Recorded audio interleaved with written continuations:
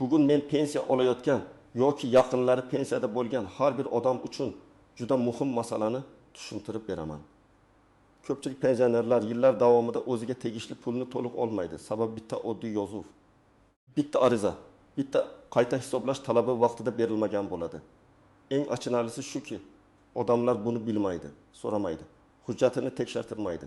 Natijada oyga bir necha 100 ming so'mdan, ayrim holatlarda esa 2 ming yoki hatto 30 ming so'mgacha qo'shimcha pensiya olish imkoniyatidan bexabar qoladi. Men bugun sizga aynan qaysi yozuv haqida gap ketayotganini, kimlar buni tekshirish shartligini, qanday hujjatlar kerakligini va qayerga murojaat qilish kerakligini oddiy tilda tushuntiraman. Agar kanalimda birinchi marta bo'lsangiz, hoziroq obuna bo'ling, like bosib qo'ying. Chunki bu ma'lumot sizga yoki ota-onangizga real pul olib kelishi mumkin. Avvalo bitta narsani aniq qilib olaylik. Pensiya miqdori shunchaki odamning yoshi yoki falon yil ishlaganman degan gap bilan belgilanmaydi. Pensiya hisoblanayotganda bir nechta asosiy omil qaraladi. Birinchisi ish staji, ikkinchisi ish haqi yoki sug'urta badallari aks etgan daromadlar, uchinchisi imtiyozli davrlar, masalan og'ir sharoitda ishlagan vaqt, nogironlik, bo'g'uvchisini yo'qotganlik, bolani parvarish qilish davri, harbiy xizmat mehnat daftarchasidagi to'g'ri yozuvlar va boshqa holatlar. Mana shu joyda eng katta muammo boshlanadi. Oldin ko'p narsa qog'oz hujjatlar orqali yuritilgan. Mehnat daftarchasi, ish haqi ma'lumotnomasi, buyruqlardan ko'chirmalar, arxivdan olingan ma'lumotlar asos qilib olingan. Lekin yillar o'tib korxona yopilgan, nomi o'zgargan, arxivga topshirilgan, ayrim hujjatlar noto'g'ri yozilgan yoki umuman raqamlashtirilmagan bo'lishi mumkin. Natijada pensiya tayinlanayotganda tizimda ko'rinmagan yillar hisobga olinmaydi. Odam esa davlat o'zi hisoblab berdi, demak to'g'ri deb o'ylaydi. Aslida esa pensiya tayinlangandan keyin ham qayta hisoblashni so'rash huquqi bor. Bugungi mavzudagi yozuv deganda men oddiy, lekin juda muhim murojaatni nazarda tutyapman. Pensiyani qayta hisoblash, ish stajini to'liq kiritish, yuqori ish haqi davrlarini inobatga olish, yo'qolgan yoki tizimda aks etmagan hujjatlarni qo'shish haqida yozma ariza. Ko'p pensionerlar aynan shu arizani bermagani uchun kam pensiya olib yuradi. Hech kim sizning uyingizga kelib, aka opa sizning 1985 yildagi ish haqingiz yuqori bo'lgan ekan, keling, pensiyangizni oshirib beraylik demaydi. Odatda odam o'zi talab qilishi, hujjatni ko'rsatishi, ariza yozishi kerak. Oldin pensiya tayinlashga borganda qo'lida nima bo'lsa, o'sha asosda hisob qilinardi. Mehnat daftarchasida ish joyi yozilgan bo'lsa, lekin ish haqi haqida ma'lumot bo'lmasa, ayrim davrlar minimal ko'rsatkich bo'yicha o'tib ketishi mumkin edi. Ba'zi odamlar 30 yil ishlagan, lekin hujjatda 22 yil ko'ringan. Ba'zilar zavodda, kombinatda, qurilishda, tibbiyotda, ta'limda, paxta tozalash, transport, energetika, konchilik, kimyo sanoati kabi joylarda ishlagan, lekin imtiyozli staj sifatida alohida belgilanmagan. Yana kimdir 2 joyda ishlagan, lekin ikkinchi ish joyidagi daromadlar hisobga kirmagan. Bularning hammasi pensiya miqdoriga ta'sir qiladi. Hozir esa ko'p ma'lumotlar elektron tizimga o'tmoqda. Arxivlardan ma'lumot olish tartibi soddalashmoqda. Davlat xizmatlari markazlari orqali murojaat qilish imkoniyatlari kengaymoqda. Lekin bu shuni anglatmaydiki, hamma xato avtomatik tuzatiladi. Yo'q. Agar sizning ma'lumotingiz elektron bazada yo'q bo'lsa, tizim uni ko'rmaydi. Agar mehnat daftarchasida lavozim noto'g'ri yozilgan bo'lsa, imtiyozli staj tan olinmasligi mumkin. Agar ish haqi ma'lumotnomasi olib kelinmagan bo'lsa, yuqori daromadli yillar hisobga kirmasligi mumkin. Shuning uchun hozirgi eng muhim o'zgarish shuki, pensioner o'z huquqini talab qilsa, hujjatlarni tiklasa, qayta hisoblashga erishishi mumkin. Men tajribamda shuni ko'p ko'rganman. Odam pensiyaga chiqqaniga 5 yil, 8 yil, hatto 12 yil bo'lgan, lekin keyin arxivdan yangi ma'lumotnoma topilgan. Unda oldin hisobga olinmagan 6 yil ish staji yoki yuqori ish haqi ko'rsatilgan. Shundan keyin pensiya qayta hisoblangan. Albatta, hamma holatda 3 mingdan ming so'm oshadi deb aytish noto'g'ri bo'ladi.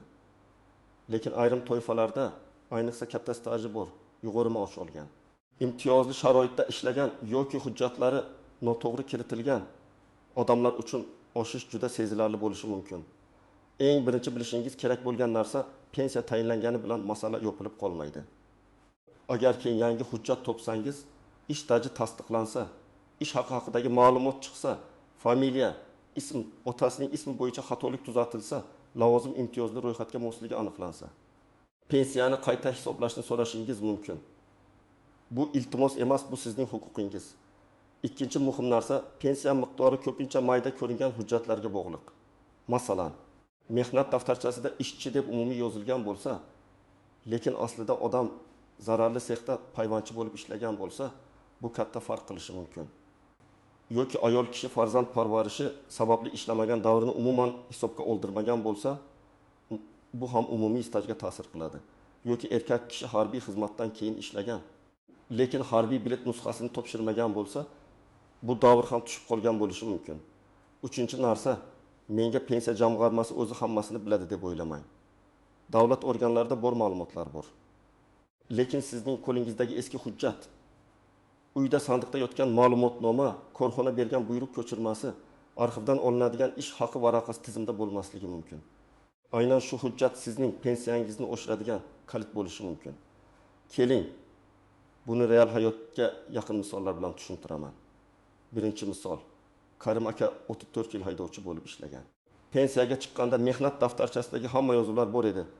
Lekin 1992 yildan 1909 yilgacha ishlagan korxonasining ish haqi ma'lumoti kiritilmagan.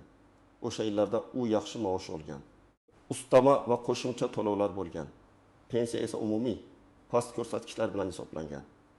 Karim aka arxivga murojaat qilib, o'sha 6 yil uchun ish haqi ma'lumotnomasini oldi va pensiyani qayta hisoblash haqida ariza yozdi.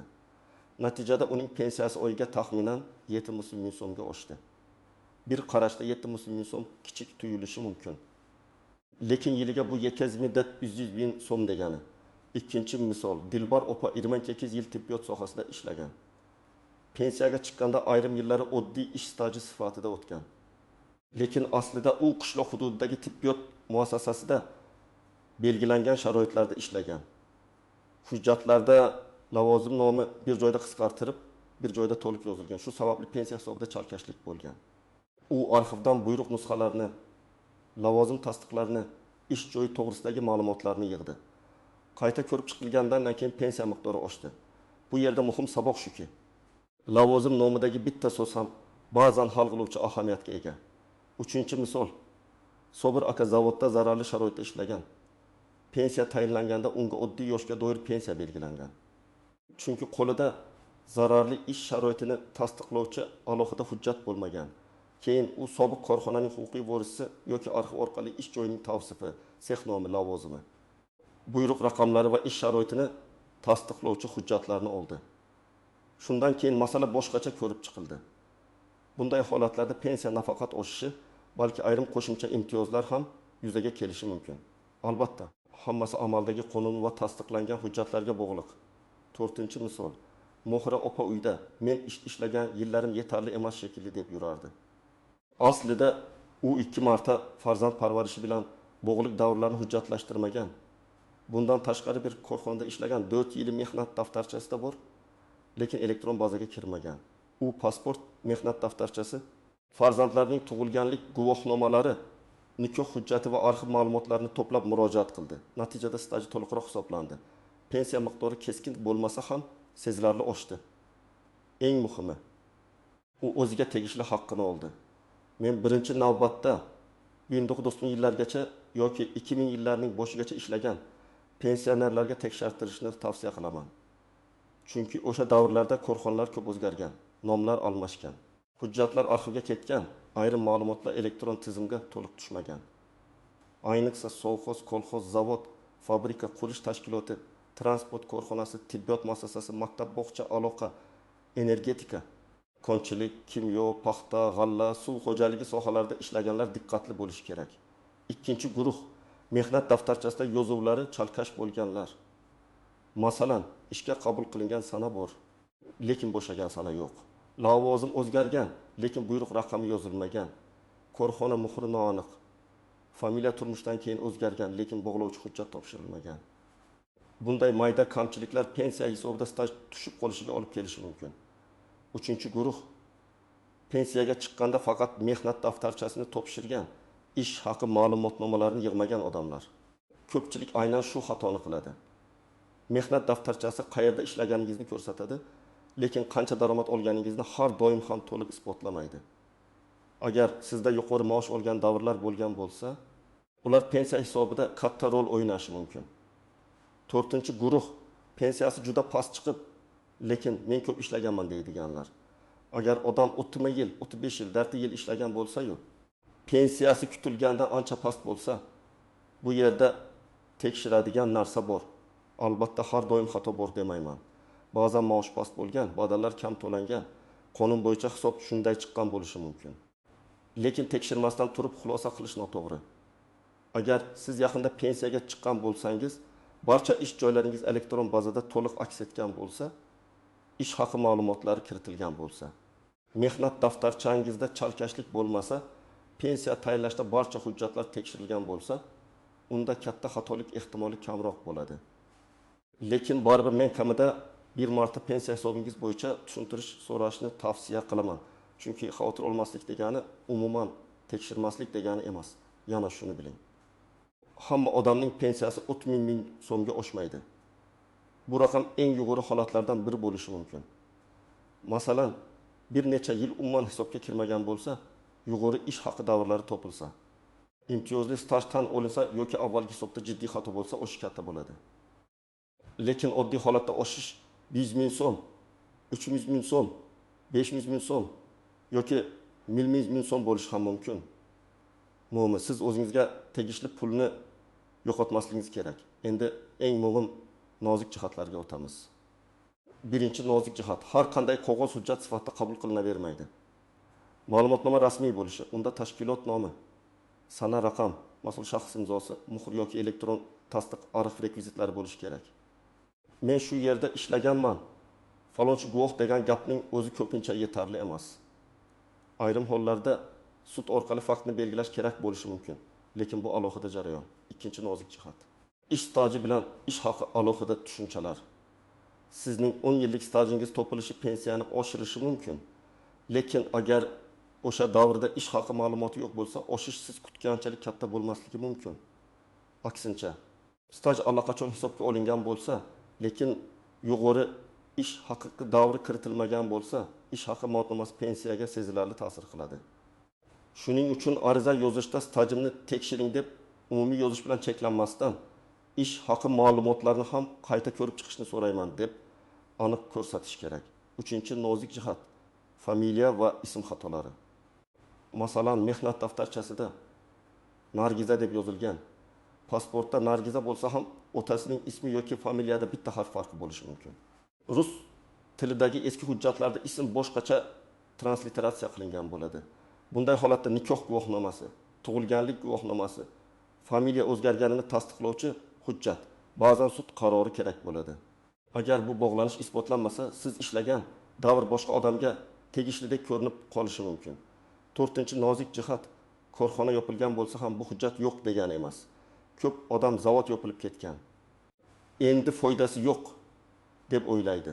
Aslida korxona hujjatlari davlat arxivida, tuman yoki viloyat arxivida, yuqori tashkilot arxivida, huquqiy voris korxonada yoki kadrlar bo'limi fondlarida saqlanishi mumkin. Siz bir joydan yo'q degan javob olsangiz, darhol taslim bo'lmang. Qaysi arxivga topshirilganini so'rang, yozma javob oling, keyingi manzilga murojaat qiling. 5-nozik jihat. Qayta hisoblash hamma vaqt orqa cheksiz to'lanadi deb o'ylamang. Qonunchilikda ortiqcha yoki kam hisoblangan to'lovlar bo'yicha alohida tartiblar bor. Ba'zan yangi hujjat topshirilgan kundan, ba'zan murojaat sanasidan, ba'zan boshqa asosdan hisoblanishi mumkin. Shuning uchun arizani kechiktirmaslik kerak. Bugun bilib, ertaga boraman deb 6 oy yurib qolsangiz, o'sha 6 oy ichida olish mumkin bo'lgan qo'shimcha pulni yo'qotishingiz ehtimoli bor. 6-nozik jihat, og'zaki murojaatga ishonib qolmang. Kelasi hafta keling, sizga tegishli emas ekan, baribir oshmaydi degan gaplar bilan cheklanib qolmang. Har doim yozma ariza bering yoki davlat xizmatlari orqali rasmiy murojaat qiling. Rasmiy murojaatning raqami bo'ladi, muddati bo'ladi, javobi bo'ladi. Agar rad etilsa, rad etish sababi yoziladi. Ana shu javob bilan yuqoriroq tashkilotga yoki kerak bo'lsa sudga murojaat qilish mumkin. Endi nima qilish kerakligini aniq aytaman. Birinchi qadam, uyda bor barcha mehnat hujjatlaringizni yig'ing. Mehnat daftarchasi. eski shartnomalar, ishga qabul qilish va bo'shatish buyruqlari, ish haqi ma'lumotnomalari, harbiy bilet, diplom, malaka oshirish hujjatlari, tug'ilganlik guvohnomalari, nikoh guvohnomasi, familiya o'zgargani haqidagi hujjatlar, nogironlik yoki imtiyozga oid ma'lumotlar, arxiv javoblari bo'lsa hammasini alohida papkaga soling. Ikkinchi qadam, mehnat daftarchangizni boshidan oxirigacha tekshiring. Har bir ish joyi bo'yicha 3 ta savol bering. Ishga kirgan sana bormi? Ishdan chiqqan sana bormi? Buyruq raqami yoki asos ko'rsatilganmi? Agar biror joyda bo'shliq bo'lsa, o'sha korxona yoki arxivdan tasdiqlovchi hujjat olish kerak bo'ladi. Yillarni alohida qog'ozga yozib chiqing. Masalan, 1995 birinchi korxona, 1995-1993 ikkinchi korxona, 1993 uchinchi korxona, keyin pensiya hisobida shu yillar to'liq inobatga olinganmi? Solishtirish kerak. Uchinchi qadam, pensiya jamg'armasi bo'limiga yoki davlat xizmatlari markaziga murojaat qilib, pensiyangiz qanday hisoblangani bo'yicha tushuntirish so'rang. Men odamlarga shunday mazmunda ariza yozishni tavsiya qilaman. Menga tayinlangan pensiya miqdorini hisoblashda inobatga olingan ish staji, ish haqi davrlari va qo'llangan koeffitsiyentlar bo'yicha yozma tushuntirish berishingizni so'rayman. Shuningdek, qo'shimcha hujjatlar taqdim etilgan taqdirda pensiyamni qayta hisoblash masalasini ko'rib chiqishingizni so'rayman. Bu oddiy yozuv, lekin juda kuchli yozuv. Chunki siz shunchaki so'ramayapsiz, hisobning asosini talab qilyapsiz. 4-qadam. Agar biror davr hisobga olinmaganini sezsangiz, darhol o'sha davr bo'yicha hujjat izlang. Korxona mavjud bo'lsa, kadrlar bo'limiga murojaat qiling. Korxona yopilgan bo'lsa, tuman yoki viloyat arxiviga so'rov yuboring. Arizangizda to'liq ma'lumot yozing.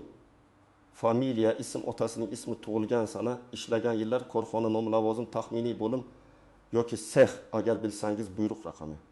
Qancha aniq yozsangiz, arxiv hujjatni shuncha tez topadi. 5-qadam, ish haqi ma'lumotnomalariga alohida e'tibor bering. Agar siz biror davrda yuqori maosh, mukofot, ustama, qo'shimcha to'lov olgan bo'lsangiz, bu haqdagi rasmiy ma'lumot pensiya hisobini o'zgartirishi mumkin. Ayniqsa inflyatsiya, pul birliklari o'zgargan davrlar eski rubl va so'm davridagi maoshlar bo'yicha hisob murakkab bo'lishi mumkin. Buni o'zingiz taxmin bilan hisoblamang. Rasmiy ma'lumotni olib qayta hisoblashni so'rang. 6-qadam. Arizani 2 nusxada tayyorlang. Bittasini topshirasiz, ikkinchisiga qabul qilingan sana. Kirim raqami yoki mas'ul shaxs belgisini oldirasiz. Agar elektron yuborsangiz, murojaat raqamini saqlab qo'ying. Telefon orqali aytilgan gapga suyanmang. Keyin men murojaat qilgan edim desangiz, qo'lingizda isbot bo'lishi kerak. 7-qadam. Javobni diqqat bilan o'qing. Agar asos yo'q deyilgan bo'lsa, aynan qaysi asos yo'qligini ko'ring. Agar hujjat yetarli emas deyilgan bo'lsa, qaysi hujjat yetishmayotganini so'rang. Agar bu davr hisobga olingan deyilgan bo'lsa, qanday tartibda va qaysi ko'rsatkich bilan hisobga olinganini aniqlang. Chunki ba'zan davr staj sifatida olingan bo'ladi, lekin ish haqi sifatida olinmagan bo'ladi. Mana shu farqni ko'pchilik tushunmaydi. 8-qadam. Agar javob sizni qoniqtirmasa, yuqori turuvchi pensiya jamg'armasi boshqarmasiga murojaat qiling. Kerak bo'lsa, huquqshunos yoki pensiya masalalarini biladigan mutaxassis bilan maslahat qiling. Ayrim hollarda sud orqali ish stajini tasdiqlash yoki hujjatdagi xatoni tuzatish talab qilinadi. Sudga borishdan qo'rqmang. Lekin hujjatsiz va tayyorgarliksiz ham bormang. Avval barcha arxiv javoblarini, rad etish xatlarini, mehnat daftarchasi nusxalarini, guvohnomalarni yig'ing. Men pensionerlar orasida eng ko'p uchraydigan xatolarni ham aytib o'taman. Birinchi xato menga baribir oshmaydi deb oldindan taslim bo'lish. Siz mutaxassis emassiz, hisobni ko'rmagansiz, hujjatni solishtirmagansiz. Demak, bunday xulosa qilishga shoshilmang. Ikkinchi xato faqat bitta hujjat bilan cheklanish. Mehnat daftarchasi borligi yaxshi, lekin ish haqi ma'lumoti, arxiv tasdig'i, lavozim ma'lumoti bo'lmasa, hisob to'liq bo'lmasligi mumkin. Ayniqsa eski yillardagi ish haqi varaqalari juda muhim. 3-xato og'zaki javob bilan qaytib ketish. Sizga oynadan yo'q bo'lmaydi deyishsa ham yozma ariza bering, rasmiy javob olishga odatlaning. Huquq rasmiy hujjat bilan himoya qilinadi. 4-xato. Farzandlar ota-onasining pensiya hujjatlariga befarq qarashi. Ko'p keksa odamlar ariza yozishni, arxivga borishni, elektron murojaat qilishni bilmaydi. Farzandlar esa pensiya chiqyapti-ku deb e'tibor bermaydi. Men har bir farzandga aytaman. Ota-onangizning mehnat daftarchasini bir marta ko'rib chiqing. Ularning 30-40 yillik mehnati bir necha varaq qog'ozda turibdi. O'sha qog'ozdagi bitta xato bugun ularning dorisi, oziq-ovqati, kommunal to'lov puliga ta'sir qilishi mumkin. 5-xato hujjatlarni asl nusxada topshirib, nusxa qoldirmaslik. Har doim nusxa oling. Asl hujjatni zarur bo'lsa ko'rsating. Lekin qayta olish qiyin bo'lgan hujjatlarni ehtiyot qiling. Arxiv ma'lumotnomalari, eski buyruq ko'chirmalari, mehnat daftarchasi sahifalari nusxasini alohida saqlang. Endi sarlavhadagi eng qiziq savolga javob beraman. Pensiya oyiga 3.000 ming so'mgacha oshishi mumkinmi? Nazariy va amaliy jihatdan ayrim holatlarda mumkin. Lekin bu hamma uchun kafolatlangan summa emas. Bunday katta oshish odatda bir nechta omil bir joyga to'planganda yuz beradi. Masalan, odamning katta ish staji avval to'liq hisobga olinmagan bo'ladi. U yuqori daromadli lavozimda ishlagan bo'ladi. Qo'shimcha ish haqi ma'lumotlari topiladi. Imtiyozli staj yoki maxsus sharoitlar tasdiqlanadi. Oldingi hisobda jiddiy xato bo'ladi. Mana shunday vaziyatlarda oshish juda katta bo'lishi mumkin. Oddiyroq misol qilaman. Agar pensionerning 8 yil yuqori maoshli davri hisobga olinmagan bo'lsa, bu pensiya bazasini o'zgartiradi. Agar bunga yana 5 yil tushib qolgan staj qo'shilsa, umumiy foiz va hisob boshqacha bo'ladi. Agar yana imtiyozli davr tan olinsa, natija yanada oshadi. Shuning uchun odamlar orasida falonchining pensiyasi birdan oshibdi degan gaplar bejiz chiqmaydi. Lekin bu sayr emas, bu hujjat, ariza va qayta hisoblash natijasi. Men sizdan bir narsani so'rayman. Bu masalaga mish-mish sifatida qaramang. Kimdir yashiryapti, kimdir bermayapti deb faqat g'azablanish yetarli emas. Eng kuchli yo'l bu rasmiy hujjat bilan talab qilish. Agar sizning huquqingiz bo'lsa, hujjatingiz bo'lsa, arizangiz bo'lsa, javob talab qilish imkoniyatingiz bor. Agar hujjat bo'lmasa, uni tiklash yo'li bor. Agar rad javobi bo'lsa, shikoyat qilish tartibi bor. Bugun men sizga pensionerlar ko'p hollarda bilmaydigan, lekin pensiya miqdoriga bevosita ta'sir qiladigan eng muhim masalani tushuntirdim. Pensiyani qayta hisoblash haqida yozma ariza berish, ish staji va ish haqi ma'lumotlarini to'liq tekshirtirish, arxiv hujjatlarini yig'ish va rasmiy javob talab qilish. Bu oddiy yozuv ayrim odamlar uchun oyiga 100.000 so'm, ayrimlar uchun 500.000 so'm, ayrimlar uchun ming so'm. Juda katta xatolar bo'lgan holatlarda esa undan ham ko'proq qo'shimcha pul degani bo'lishi mumkin. Agar siz pensiya olayotgan bo'lsangiz, bugunoq hujjatlaringizni tekshiring. Agar ota-onangiz, buvingiz, bobongiz pensiyada bo'lsa, ularga yordam bering. Mehnat daftarchasini ko'ring, arxiv ma'lumotlarini so'rang. Pensiya jamg'armasiga yozma murojaat qiling. Eng muhimi, og'zaki gap bilan cheklanib qolmang. Hamma narsani yozma qiling, nusxa saqlang, javob oling. Sizningcha pensionerlar pensiyasi hisob kitobi yanada ochiqroq bo'lishi kerakmi? Siz yoki yaqinlaringiz pensiyani qayta hisoblatib oshirishga erishganmisiz? Tajribangizni izohlarda yozib qoldiring. Boshqalarga ham foydasi tegadi.